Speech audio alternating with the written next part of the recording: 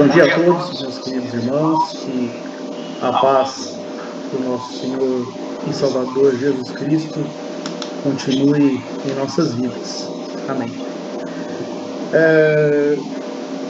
Eu fiz por um período de aproximadamente 10 meses, tive o prazer de estudar aqui em casa o Evangelho, a vida do Senhor Jesus Cristo, que está escrita, foi deixada para nós um relato pormenorizado nos Evangelhos. E nós começamos aqui em 14 de junho do ano passado e terminamos na semana passada, semana retrasada. É uma coisa que eu recomendo a todos, né? Fazemos uma leitura capítulo por capítulo, comentamos e procuramos ver tudo que o Senhor buscou mostrar para nós, deixar um relato da sua vida e do significado da sua presença aqui na Terra. E terminamos naquele momento que foi o momento sublime, mais importante, que foi a sua morte e a sua ressurreição. O que diferencia o Senhor Jesus de todas as outras pessoas que passaram aqui pela Terra, logicamente, ao que decorre do seu caráter divino, foi justamente o fato de ele ter morrido, mas ressuscitado. Ele venceu a morte. E a gente, quando fala sobre o Senhor Jesus com as pessoas, escutamos muito assim, né? Mas isso é uma questão de fé. É só uma questão de fé, muito de sua fé. Como se tudo aquilo que aconteceu fosse algo assim que as pessoas ou acreditam ou não, de uma maneira cega, de uma maneira sem nenhum tipo de evidência e tudo mais. Mas existe um negócio de fé. Eu tenho fé naquilo. Não tem nenhuma evidência, não há nada que comprove que tudo aquilo realmente ocorreu.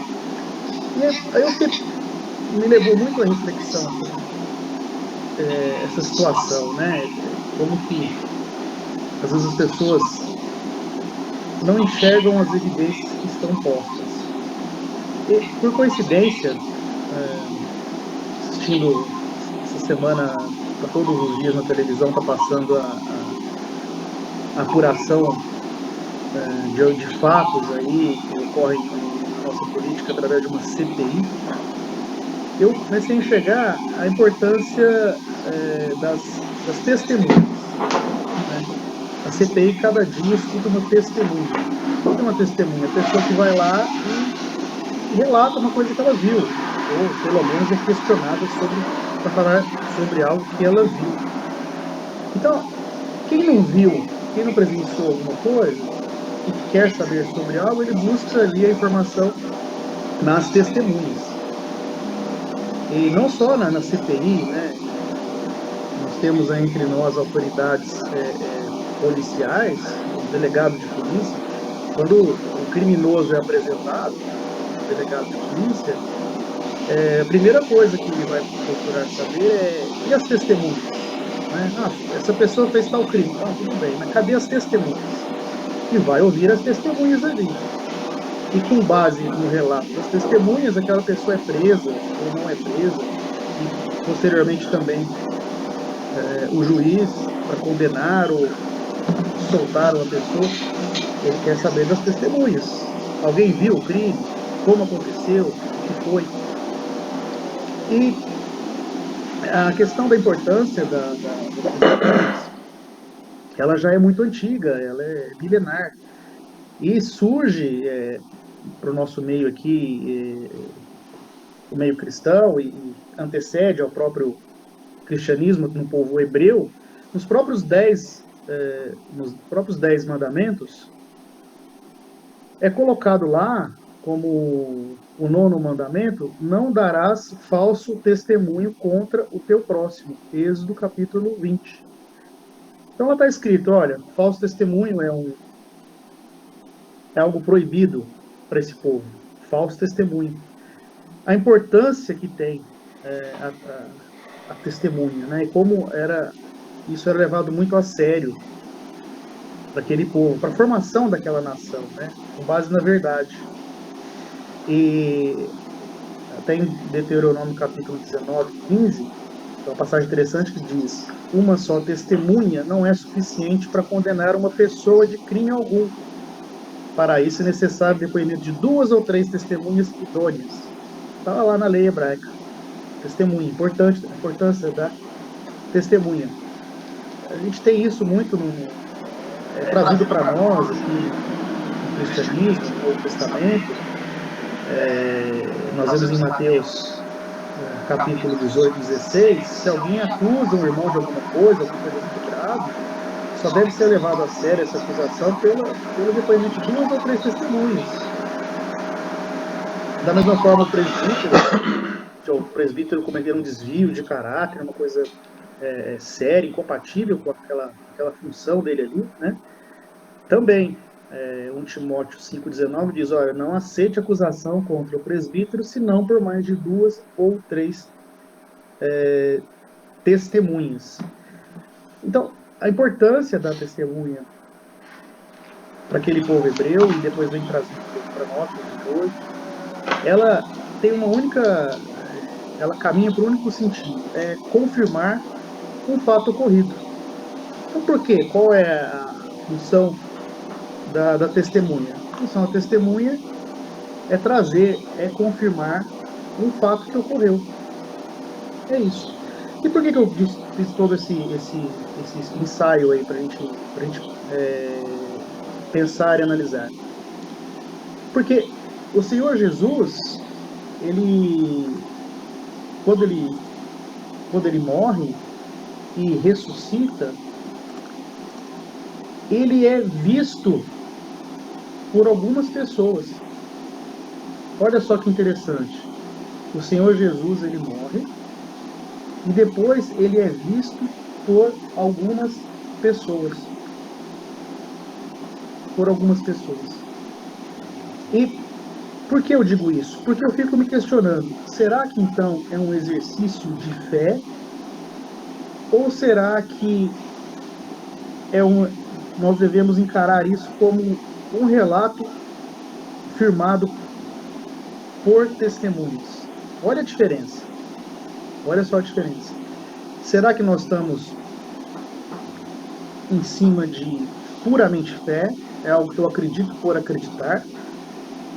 Ou nós temos um relato firme, preciso, de várias pessoas que são verdadeiras testemunhas do maior milagre que já aconteceu na humanidade, que é a ressurreição. Porque é o nosso grande objetivo, é esse, é vencer a morte para ter uma vida eterna de qualidade, uma vida eterna ao lado de Deus. Olha que maravilha. Agora, se o Senhor Jesus tivesse vindo aqui, morrido, e tivesse lá no túmulo, embaixo da terra até hoje, e a promessa fosse assim, olha, futuramente todos vamos ressuscitar, inclusive Jesus e tal, seria um puro exercício de fé. Aí sim, puramente fé, está todo mundo embaixo da terra, morto, e poderia haver uma promessa, lá na frente, todos vamos ressuscitar e tudo mais. E a gente acreditaria, aí sim, a meu ver, puramente por fé. Mas não foi isso que aconteceu. E é essa passagem que eu quero compartilhar brevemente com todos aqui que nos estão ouvindo. Está lá em 1 Coríntios capítulo 15. 1 Coríntios capítulo 15. Se alguém quiser acompanhar, eu vou esperar alguns segundos para a gente abrir nossas Bíblias. 1 Coríntios capítulo 15. A partir do versículo 3. 1 Coríntios 15, 3. Essa passagem ela é de uma preciosidade ímpar. porque ela diferencia um exercício puro de fé de um relato comprovado por várias testemunhas daquela época. E a testemunha naquela época, o falso testemunho, a testemunha falsa, era algo severamente punido por aquele povo. Severamente punido daquele povo. Então, quando nós vemos a vida do Senhor Jesus, como eu disse, você estuda ela toda nos evangelhos, inúmeros milagres, coisas fantásticas. Mas o ponto nevrálgico, o ponto central é este: a morte e a ressurreição. E aí, quando alguém te falar, mas mas isso é fé, e cada um tem sua fé. Você fala, não é bem assim. Não é bem assim. Há relato escrito,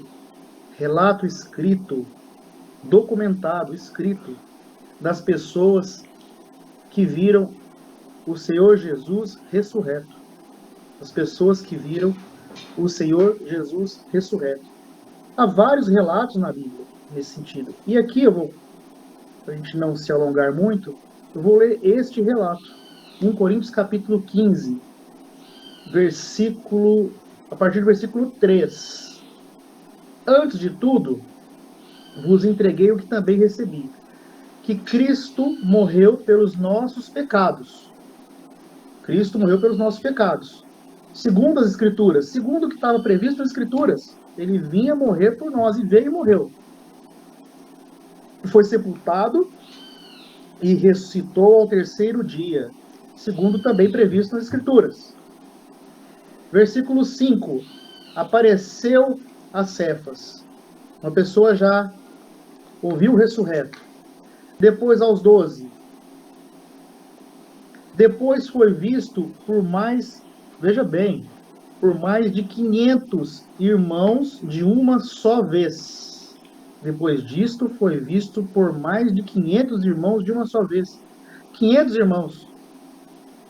Se nós somarmos nós aqui, com a igreja de Ribeirão, com a igreja de todo o interior aqui e tudo mais, colocar todo mundo junto, talvez não dê 500 pessoas, né? Um pouco só.